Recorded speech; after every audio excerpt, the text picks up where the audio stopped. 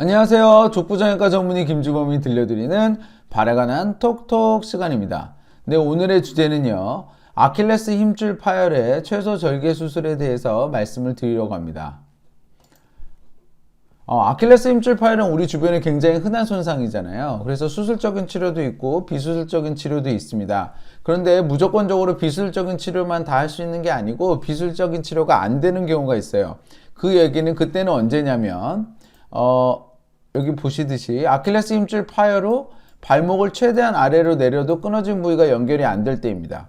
그러면 길이 회복이 안 되는 것을 의미를 하고 이럴 때는 수술적인 치료를 고려를 해요. 아킬레스 힘줄이라는 건 이 뒤쪽에 위치한 힘줄이거든요. 발목을 올리면 벌어지는 방향으로, 발목을 내리면 아킬레스 힘줄이 다물어지는 방향으로 힘을 받습니다.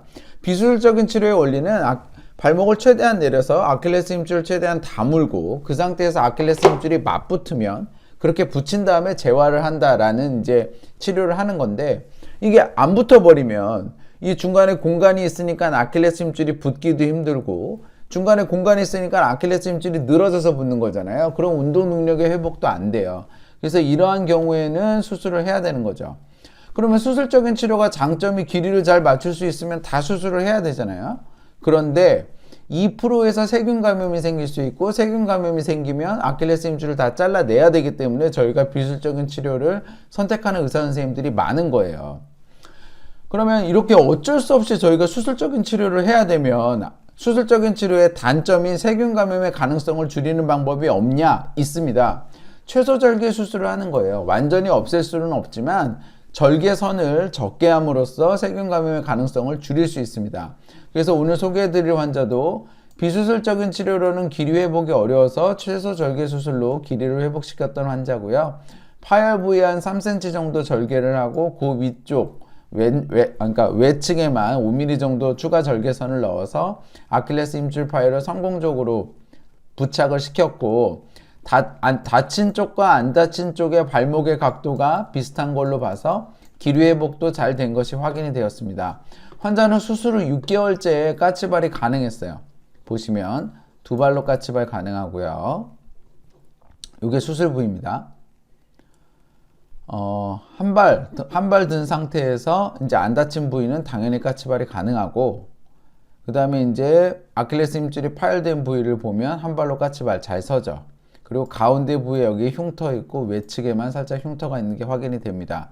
그래서 이렇게 성공적으로 잘 치료가 된 거죠. 지금부터 이 환자에 대해서 좀 더 자세히 말씀을 드릴게요. 환자는 30대 남성이었고 농구하다가 아킬레스 힘줄 파열이 돼서 이미 외부에서 MRI 찍고 수술해야 됩니다 얘기를 듣고 왔어요. 근데 저한테 이제 수술 안 해도 되냐고 이제 비수술적인 치료 원한다고 해서 왔거든요. 그래서 제가 검사를 해보자고 그랬어요.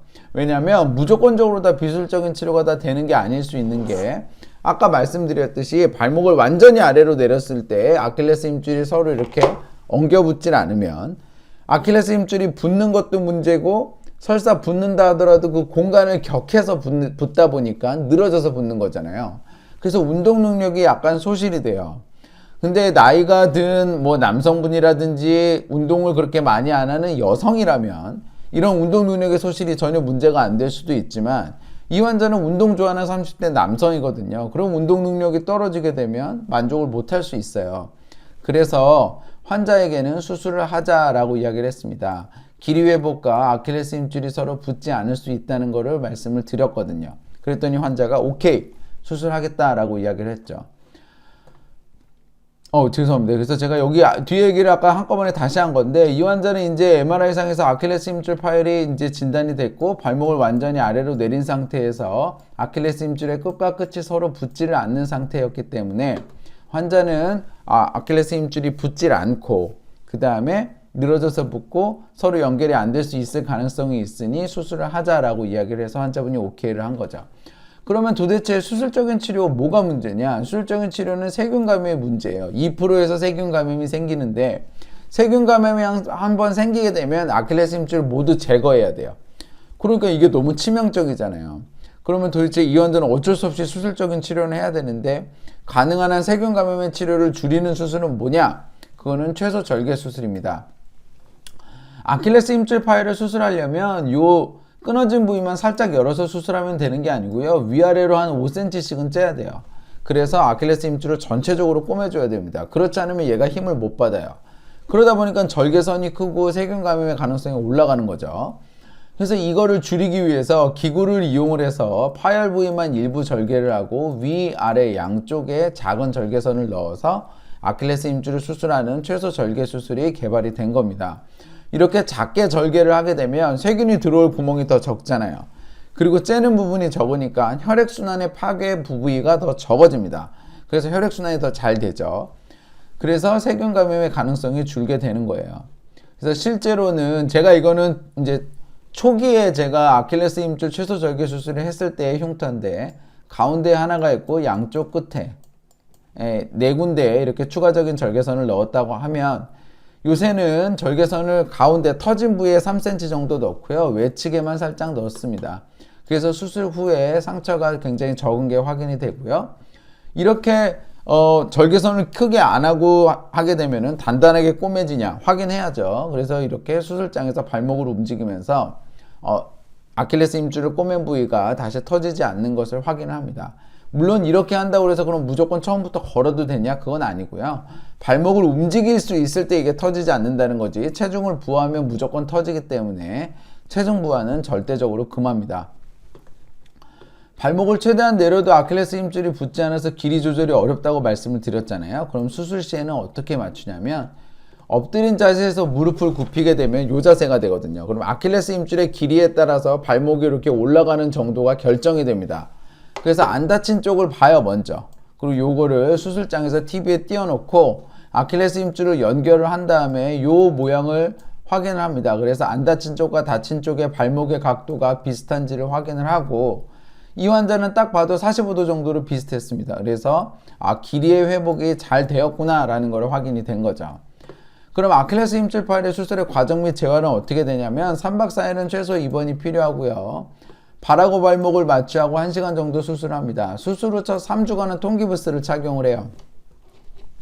그래서 제가 여기에 실로 이어놨는데 체중 부하 절대로 안 된다고 그랬잖아요. 이게 무슨 얘기냐면 체중을 부하해서 발목을 절대로 올리면 안 된다는 얘기예요. 이 상태로는 체중을 부하해도 돼요. 이 상태로는 아무리 디뎌도 아킬레스 힘줄이 문제가 없습니다. 그래서 첫 3주는 통기부스 하고 그래도 어떻게 될지 모르니 목발을 짚고요.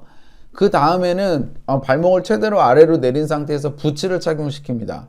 그리고 디뎌요. 이거는 기존의 상식과는 다를 수 있지만 어쨌든 체중을 디디는 힘을 가하면 가할수록 끊어진 인대와 끊어진 힘줄이 더 잘 붙는다는 게 이미 이거는 모든 연구를 통해서 밝혀진 거예요. 그래서 부츠를 착용시키고 빨리 디딥니다. 이런 재활을 거치게 되면 수술 후 3개월째 일상생활에 복귀하고 6개월째 운동에 복귀해요. 그래서 이 환자도 보면 수술 전에 이렇게 연결이 안 돼 있던 아킬레스 힘줄이 수술 후 6개월째 완전히 하나로 이렇게 연결이 되어 있는 게 보이고요. 아까 보여드렸던 까치발되는 영상입니다. 양쪽 발이 까치발이 잘 되고, 그 다음에 다친 쪽도, 이건 안 다친 쪽, 그 다음에 이제부터 이제 다친 쪽에 까치발이 잘 되는 게 확인이 되죠. 이게 사실 6개월째 이렇게 잘 되는 게 쉽지 않은데 이 환자가 엄청 재활에 이제 공을 들여서 이렇게 된 거예요. 그래서 환자는 6개월째 바로 운동에 복귀하였습니다. 자, 정리해 보겠습니다. 아킬레스 힘줄 파열은 발목을 내린 상태에서 아킬레스 힘줄 파열가 이렇게 서로 맞닿지 않게 되면 비술적인 치료를 못하고 수술적인 치료를 해야 됩니다. 수술적인 치료는 세균 감염이 가장 걱정이 되는데 이러한 세균 감염의 가능성을 줄이기 위해서 최소 절개 수술을 하고요. 이러한 최소 절개 수술은 3박 4일 입원이 필요하고 발과 발목을 마취하고 1시간 정도 수술을 해서 진행합니다. 첫 3주는 통기부스하고 그 다음 2개월은 부츠를 신어요. 3개월째 일상생활에 복귀하고 6개월째 운동에 복귀합니다. 아킬레스 힘줄 파열은 저희 주변에 굉장히 흔한 손상이고 비수술적인 치료를 원하신다고 하더라도 비수술적인 치료를 하게 되면 힘줄의 길이의 회복이 잘 안 돼서 운동 능력이 떨어지는 상황이라고 하면 이렇게 최소 절개 수술을 통해서 적극적으로 길이를 회복시키고 운동 능력을 회복시키면 이 환자처럼 아무 문제 없이 좋은 결과 만들 수 있습니다. 그래서 적극적으로 치료받으셔서 건강한 발걸음 회복하시길 소망합니다. 건강한 발걸음 행복한 100세 인생 발에 관한 톡톡이 함께합니다. 네, 저는 서울대학교 의과대학을 졸업을 했고요. 다수의 TV 프로그램에서 저희 생각과 지식을 전달한 바 있습니다. 이 영상은 제가 환자분들에게 직접 저의 지식과 경험을 전달해 드리고자 제작하였고요. 네이버 족부김주원 블로그에 오시면 더 많은 정보와 질문이 가능합니다. 네, 경청해 주셔서 감사합니다.